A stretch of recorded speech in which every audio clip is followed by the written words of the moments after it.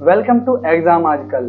आज है 19 अगस्त 2021 और 19 अगस्त 2021 से जितने भी हरियाणा के मोस्ट इम्पोर्टेंट करंट अफेयर्स बन सकते हैं वो सब इस वीडियो में हम देखेंगे। और मैं आप सबसे कहना चाहूंगा कि अगर ये वीडियो आपको अच्छी लगती है, यूजफुल लगती है, तो आप इस वीडियो को ज्यादा से ज्यादा शेयर किया करो। तो चलिए वीडियो को स्टार्ट करते हैं। और वीडियो का पहला क्वेश्चन, हाल ही में प्रियंका शर्मा ने मशहूर अभिनेता रणदीप सिंह हुड्डा पर स्क्रिप्ट और गाने कब्जाने का आरोप लगाया है। ये अभिनेता हरियाणा के किस जिले से संबंधित है? तो हाल ही में प्रियंका शर्मा ने मशहूर अभिनेता रणदीप सिंह हुड्डा पर आरोप लगाया है स्क्रिप्ट और गाने को कब्जाने का। ये अभिनेता हरियाणा के रोहतक जिले से संबंधित है। और अब जब आरोप प्रियंका शर्मा ने लगाया है तो सबसे पहले इन्हीं की बात कर लेते हैं। आपको बताना चाहूंगा कि प्रियंका शर्मा हरियाणा के हिसार जिले से संबंधित है और अभी ये सूरत में रह रही है और ये फिल्मों के लिए स्क्रिप्ट, स्टोरी व सॉन्ग लिखने का काम करती है। साथ ही आपको बताना चाहूंगा कि ये बॉलीवुड की फिल्म स्क्रिप्ट राइटर एसोसिएशन की सदस्य भी है। और जब आरोप अभिनेता रणदीप सिंह हुड्डा पर लगा है, अच्छा ये देखिए इमेज में आपको दिख रहे होंगे, यही है रणदीप सिंह हुड्डा और ये बॉलीवुड के जाने माने अभिनेता है और बॉलीवुड की बहुत सी फिल्मों में ये काम कर चुके हैं। और अब जब जिक्र रोहतक जिले का हुआ है तो ये है मैप में रोहतक। अगर इसके गठन की बात की जाए तो इसका गठन 1 नवंबर 1966 को हुआ और ये रोहतक मंडल में ही आता है। आपको बताना चाहूंगा कि रोहतक सर्वाधिक जिलों वाला मंडल है और रोहतक में सर्वाधिक यानी कि 5 जिले आते हैं। इसके उपमंडल की बात की जाए तो रोहतक, सांपला व महम है और इसकी तहसील रोहतक, सांपला, कलानौर व महम है और इसकी उप तहसील लाखन माजरा है। और इसकी जनसंख्या घनत्व की अगर बात की जाए तो 608 व्यक्ति प्रति वर्ग किलोमीटर है। यहाँ का लिंग अनुपात 867 है। साक्षरता दर 80.22% है। और इसके उपनाम की अगर बात की जाए तो रोहतक शुगर सिटी कहलाता है। और रोहतक की स्थापना पंवार राजा रोहतास धर्म द्वारा की गई थी और महाभारत काल में रोहतक को रोहतिका नाम से जाना जाता था। और आपको बताना चाहूंगा रोहतक में है तिलियार झील, गौकरण तालाब और सबसे पुराना आकाशवाणी केंद्र भी रोहतक में ही है। इंडो ग्रीक शासकों के सिक्के रोहतक के खोखरा कोट से मिले हैं और प्राचीन स्थल भोर मठ की अगर बात की जाए तो वो भी रोहतक में ही है। तो इस क्वेश्चन से आपको इतनी जानकारी मिलती है। तो अब चलते हैं नेक्स्ट क्वेश्चन पर। हाल ही में हरियाणा के गृह सचिव श्री राजीव अरोड़ा जी ने किसे VRS फैसले पर पुनर्विचार करने के लिए पत्र भेजा है? तो हाल ही में हरियाणा के गृह सचिव श्री राजीव अरोड़ा जी ने VRS फैसले पर विचार करने के लिए भारती अरोड़ा जी को पत्र लिखा है। अब पहले बात कर लेते हैं VRS क्या है। तो VRS वॉलेंटियर रिटायरमेंट स्कीम क्या है? Volunteer retirement scheme. और अब जिक्र भारती अरोड़ा जी का हुआ है तो ये देखिए इमेज में आपको दिख रही होंगी, यही है भारती अरोड़ा जी। और आपको बताना चाहूंगा कि भारती अरोड़ा जी 1998 बैच की IPS अधिकारी है और वर्तमान में ये अंबाला रेंज की IG है। और साथ ही आपको बताना चाहूंगा कि भारती अरोड़ा जी ने 25 जून को हरियाणा सरकार को पत्र लिखकर VRS की मांग की थी और गृह मंत्रालय से होते हुए जब यह फाइल 4 अगस्त को गृह मंत्री श्री अनिल विज जी के पास पहुंची तो इन्होंने फाइल पर नोटिंग करते हुए गृह सचिव श्री राजीव अरोड़ा जी को निर्देश दिए कि भारती अरोड़ा जी से उनके फैसले पर पुनर्विचार करने को कहा जाए। और इसी वजह से ही हरियाणा के गृह सचिव श्री राजीव अरोड़ा जी ने VRS पर पुनर्विचार करने के लिए भारती अरोड़ा जी को पत्र भेजा। तो इस क्वेश्चन से आपको इतनी जानकारी मिलती है। अब चलते हैं नेक्स्ट क्वेश्चन पर। स्वतंत्रता दिवस के दिन अरुणाचल प्रदेश में माओवादियों से मुठभेड़ में वेद प्रकाश जी शहीद हो गए। ये हरियाणा के किस जिले से संबंधित थे? तो स्वतंत्रता दिवस के दिन अरुणाचल प्रदेश में माओवादियों से हुई मुठभेड़ में वेद प्रकाश जी शहीद हो गए और ये हरियाणा के चरखी दादरी जिले से संबंधित थे। और अगर इनके गांव की बात की जाए तो चरखी दादरी के मोड़ी गांव के ये रहने वाले थे। ये देखिए इमेज में, यही है वेद प्रकाश जी।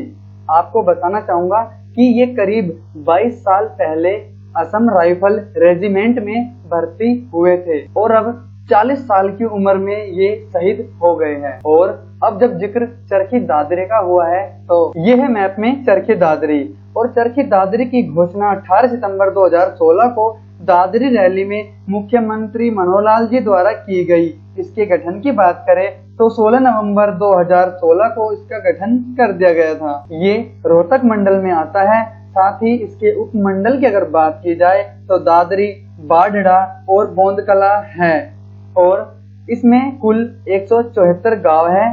साथ ही इसकी तहसील की बात की जाए तो चरखी दादरी, बाढ़ड़ा और बोंदकला है। इसके लिंगानुपात की अगर बात की जाए तो 852 है और यहाँ की साक्षरता दर 70% है। और इसके प्राचीन नाम की अगर बात की जाए तो दादुर, जिसका संस्कृत में मतलब होता है मेंढक। और इसकी स्थापना 1193 में पृथ्वीराज चौहान के पुत्र बिल्वराज चौहान द्वारा की गई। और हरियाणा के सबसे बड़े सब डिवीजन की अगर बात की जाए तो वो चरखी दादरी ही है। आपको बता दूं कि पहले चरखी दादरी को सिर्फ दादरी ही कहा जाता था और 1958 में दादरी शब्द के साथ चरखी जोड़ दिया गया। अच्छा, दादरी के साथ चरखी शब्द को जोड़ने का श्रेय किसको जाता है? तो ये श्रेय जाता है स्वर्गीय सांसद श्री रामकृष्ण गुप्ता जी को। और अगर बात करें श्यामसर तालाब की तो वह चरखी दादरी में ही है, जिसका निर्माण सेठ लाला सीताराम जी द्वारा करवाया गया। और आपको बताना चाहूंगा कि महाभारत युद्ध के समय पांडव सेना का शिविर चरखी दादरी में श्यामसर तालाब के किनारे ही लगाया गया था। और पूरे भारत में एकमात्र हिलना पत्थर जहां पाया जाता है तो वो चरखी दादरी के कल्याणा गांव में पाया जाता है। तो इस क्वेश्चन से आपको इतनी जानकारी मिलती है। और चलते अब नेक्स्ट क्वेश्चन पर। वन्य प्राणी विभाग की टीम ने हरियाणा के किस जिले से सेंड बोआ सांप को ले जाते 4 सपेरों को गिरफ्तार किया गया है? तो हाल ही में वन्य प्राणी विभाग की टीम ने हरियाणा के रोहतक जिले से सेंड बोआ सांप को ले जाते 4 सपेरों को गिरफ्तार किया है। तो ये देखिए इमेज में, इन्हीं के पास पाया गया है सेंड बोआ सांप, जिसकी कीमत 1.25 करोड़ रुपए है। और साथ ही इनसे एक अजगर और एक लंगूर को भी बरामद किया गया है। और आपको बता दूं कि रेड सेंड बोआ सांप की एक प्रजाति है, जिसकी तस्करी भारत, चीन और अरब के कई देशों में होती है। तो इस क्वेश्चन से आपको इतनी जानकारी मिलती है। तो अब चलते हैं नेक्स्ट क्वेश्चन पर। हाल ही में हरियाणा सरकार ने बिजली निगम में कौन सा एक्ट लागू किया है? तो हाल ही में हरियाणा सरकार ने बिजली निगम में राइट टू सर्विस एक्ट लागू किया है। इसके चलते अब बिजली निगम को निर्धारित समय में बिजली की समस्या को हल करना होगा, अन्यथा जिस अधिकारी या कर्मचारी का क्षेत्र होगा तो इस संदर्भ में उसकी ही जवाबदेही होगी। और आपको बताना चाहूंगा कि इससे संबंधित फ्लैक्स भी विभिन्न कार्यालयों में लगाए जा चुके हैं, ताकि बिजली ग्राहकों को इसकी जानकारी मिल सके और साथ ही वे अपने इन अधिकारों का सदुपयोग कर सके। तो इस क्वेश्चन से आपको इतनी जानकारी मिलती है। नेक्स्ट क्वेश्चन, हाल ही में हरियाणा की किस यूनिवर्सिटी में IUMS पोर्टल के एडमिशन मॉड्यूल का यूनिवर्सिटी के कमेटी के रूप में उद्घाटन किया गया है? तो ये किया गया है कुरुक्षेत्र यूनिवर्सिटी में। अच्छा, ये IUMS पोर्टल ये क्या है? तो IUMS means integrated university management system है। क्या है? Integrated university management system. तो ये देखिए इमेज में, ये है कुरुक्षेत्र यूनिवर्सिटी के कुलपति प्रोफेसर सोमनाथ सचदेवा जी, और इन्होंने ही ये उद्घाटन किया है। अच्छा, और इससे क्या फायदा होगा? इससे यूनिवर्सिटी के विद्यार्थियों को दाखिले से लेकर पढ़ाई तक की सभी जानकारियां ऑनलाइन ही मिल जाएगी। और अब जब जिक्र कुरुक्षेत्र यूनिवर्सिटी का हुआ है तो यह है इमेज में कुरुक्षेत्र यूनिवर्सिटी और इसकी नींव डॉक्टर राजेंद्र प्रसाद जी द्वारा 1956 में रखी गई थी और यह हरियाणा राज्य के कुरुक्षेत्र जिले में स्थित है। और इसके चांसलर की अगर बात की जाए तो वो श्री बंडारू दत्तात्रेय जी है और इसके वाइस चांसलर की अगर बात की जाए तो अभी हमने जिन्हें फोटो में देखा था श्री सोमनाथ सचदेवा जी, वही इस यूनिवर्सिटी के वाइस चांसलर है। और साथ ही इस यूनिवर्सिटी की अगर मोटो की बात की जाए तो इसका मोटो संस्कृत भाषा में है। वो क्या है? योगस्था कुरु कर्माणि। क्या है? योगस्था कुरु कर्माणि। तो इस क्वेश्चन से आपको इतनी जानकारी मिलती है।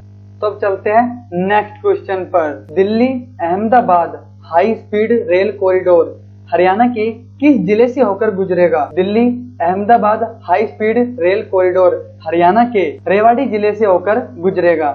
साथ ही आपको बता दूं कि हरियाणा राज्य में इस परियोजना की कुल लंबाई है 78.22 किलोमीटर और इसका कॉरिडोर लगभग 30 किलोमीटर की दूरी में बनेगा, जो रेवाड़ी जिले के 28 गांवों से होता हुआ निकलेगा।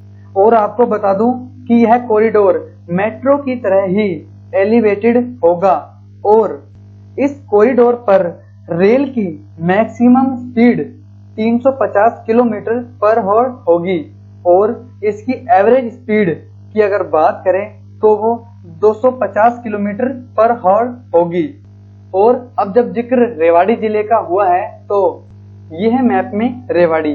अगर रेवाड़ी के गठन की अगर बात की जाए तो इसका गठन 1 नवंबर 1989 को हुआ था और ये रोहतक मंडल में आता है। इसकी जनसंख्या घनत्व की अगर बात की जाए तो 565 व्यक्ति प्रति वर्ग किलोमीटर है और इसकी लिंगानुपात की अगर बात की जाए तो 898 है। साक्षरता दर यहाँ की 80.99% है। साथ ही इसके उपमंडल की अगर बात की जाए तो रेवाड़ी, कोसली व बावल है और इसकी तहसील भी रेवाड़ी, बावल और कोसली ही है। और रेवाड़ी की प्रमुख नदी है साहिबी नदी, जिस पर मसानी बांध बना हुआ है। अगर रेवाड़ी के उपनामों की अगर बात की जाए तो वीरभूमि, सैनिकों का घर, पीतल नगरी, ब्रॉन्ज सिटी ऑफ हरियाणा, ये सब रेवाड़ी के उपनाम है।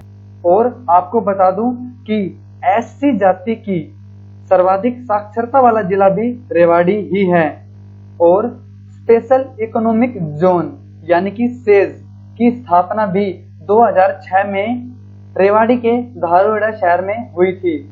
और अगर बात करें हरियाणा में सबसे बड़ा रेलवे जंक्शन रेवाड़ी है और हरियाणा में रेल म्यूजियम रेवाड़ी में ही है और हरियाणा में रेलवे फिल्म लोकोसेट की स्थापना भी रेवाड़ी में ही हुई। और अगर बात करें तो भगवान श्री कृष्ण के बड़े भाई बलराम जी का ससुराल रेवाड़ी ही है। और हरियाणा के जिस जिले में सर्वाधिक चित्रकला का विकास हुआ तो वो रेवाड़ी ही है। तो इस क्वेश्चन से आपको इतनी जानकारी याद रखनी है। तो अब चलते हैं नेक्स्ट क्वेश्चन पर। All India state government employees federation की 2 दिवसीय कार्यकारिणी की बैठक किस जिले में आयोजित की गई?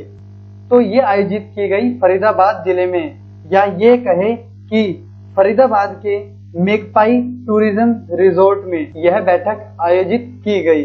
आपको बता दूं कि यह 2 दिवसीय बैठक 18 अगस्त को शुरू की गई और यह 19 अगस्त तक चलेगी। और अब जब जिक्र फरीदाबाद का हुआ है तो यह है मैप में फरीदाबाद। इसके गठन की बात की जाए तो इसका गठन 2 अगस्त 1979 को 12वें जिले के रूप में हुआ और यह फरीदाबाद मंडल में ही आता है। इसके क्षेत्रफल की अगर बात की जाए तो 741 वर्ग किलोमीटर है और राज्य के सबसे कम क्षेत्रफल वाले जिले की अगर बात की जाए तो वो फरीदाबाद ही है। इसके उपमंडल की बात की जाए तो फरीदाबाद और बल्लभगढ़ है और इसकी तहसील भी फरीदाबाद और बल्लभगढ़ ही है और इसकी उप तहसील तिगांव और मोहाना है। यहाँ की जनसंख्या घनत्व की अगर बात की जाए तो 2442 व्यक्ति प्रति वर्ग किलोमीटर है और यह राज्य में सर्वाधिक जनसंख्या घनत्व वाला जिला है। और यहाँ की लिंग अनुपात की अगर बात की जाए तो 873 है और यहाँ की साक्षरता दर 81.70% है। और फरीदाबाद की स्थापना जहांगीर के कोषाधिकारी बाबा फरीद के द्वारा 1607 ईस्वी में की गई। और अगर बात की जाए डॉक्टर राजेंद्र प्रसाद जी के सपनों का शहर फरीदाबाद ही कहलाता है। आधुनिक फरीदाबाद शहर का उद्घाटन डॉक्टर राजेंद्र प्रसाद जी द्वारा ही किया गया था। और अगर बात की जाए हरियाणा राज्य का सर्वाधिक जनसंख्या वाला जिला फरीदाबाद ही है और सर्वाधिक नगरीय जनसंख्या वाला जिला भी फरीदाबाद ही है। राज्य में सर्वाधिक उद्योगों वाला जिला भी फरीदाबाद है। अगर बात करें सर्वाधिक मलिन बस्ती की जनसंख्या वाला जिला, वो भी फरीदाबाद ही है। तो इस क्वेश्चन से आपको इतनी जानकारी मिलती है। तो अब चलते हैं नेक्स्ट क्वेश्चन पर। हरियाणा की किस यूनिवर्सिटी में देश का पहला मीडिया स्टूडियो का लोकार्पण किया गया, जो कि महर्षि नारद जी के नाम पर किया गया है? तो देश का पहला मीडिया स्टूडियो का लोकार्पण किया जो महर्षि नारद जी के नाम पर किया गया है, वो हरियाणा की जेसी बोस यूनिवर्सिटी विज्ञान एवं प्रौद्योगिकी YMCA में किया गया, जो कि फरीदाबाद जिले में स्थित है। आपको बताना चाहूंगा कि इस स्टूडियो का पूरा नाम महर्षि Narad centre for media research and production है। क्या है? महर्षि Narad centre for media research and production है। और इसमें पत्रकारिता के विद्यार्थियों को प्री प्रोडक्शन, प्रोडक्शन व पोस्ट प्रोडक्शन से संबंधित content writing, voice over artist, anchoring, camera operate करने से लेकर PCR चलाने व लाइव प्रसारण का प्रशिक्षण दिया जाएगा। तो इस क्वेश्चन से आपको इतनी जानकारी मिलती है। पिछली वीडियो में आपसे पूछा गया था कि हरियाणा प्रदेश में राष्ट्रीय पशु रोग नियंत्रण कार्यक्रम के तहत पशुओं में किस रोग की रोकथाम हेतु वैक्सीन अभियान शुरू किया जा रहा है? तो ये वैक्सीन अभियान ब्रूसेला रोग की रोकथाम हेतु शुरू किया जा रहा है। और मैं आपसे भी कहूंगा कि अगर आपको किसी क्वेश्चन का आंसर पता हो तो आप हमें वीडियो के कमेंट बॉक्स में विद डिटेल हमें भेजिए। और साथ ही ये वीडियो आपको अच्छी लगती है, यूजफुल लगती है, तो इस वीडियो को आप ज्यादा से ज्यादा शेयर करें। और आज की वीडियो में आपके लिए एक क्वेश्चन है। मेरी फसल मेरा ब्यौरा पोर्टल पर 100% फसलों का पंजीकरण कराने की मुहिम में हरियाणा सरकार ने कृषि विभाग को किस फसल के पंजीकरण पर फोकस करने के निर्देश जारी किए हैं? तो आप हमें इस क्वेश्चन का आंसर विद डिटेल इस वीडियो के कमेंट बॉक्स में हमें भेजिए। और साथ ही अगर आप इस वीडियो से रिलेटेड कोई पर्सनल एडवाइस हमसे शेयर करना चाहते हैं तो आप फेसबुक पर सर्च करें एग्जाम आजकल और आप हमसे कनेक्ट हो सकते हैं। और एग्जाम आजकल आपके उज्जवल भविष्य की कामना करते हुए आपसे इस यकीन के साथ विदा लेता है कि आपसे फिर मुलाकात होगी एक नई वीडियो में और नई जानकारियों के साथ। तब तक के लिए खुश रहे। धन्यवाद। जय हिंद, जय Bharat. Thank you for watching this video.